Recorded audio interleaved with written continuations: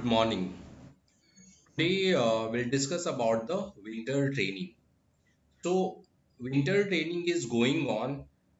If your last qualification is B Tech, if you are second year of the student, maybe third year of the student, maybe any semester of the student, you have a 1 month of time. So during this 1 month you can start a particular subject like CCNA, like ethical hacking, like digital forensic.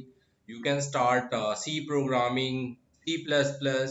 So during this 1 month you can complete one subject along with the live project.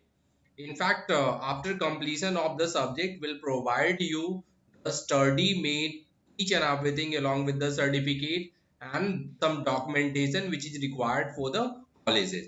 So you can go with the data structure, you can go with the C programming, you can go with the core Java, you can go with the Android, you can go with the Python programming, and there are some other subject means subject which is related to the networking, subject which is related to the programming, subject which is related to the cyber security and basics too.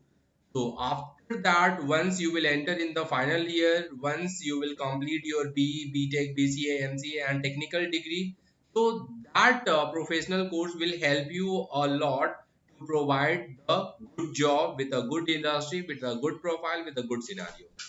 Thank you. Thank you so much.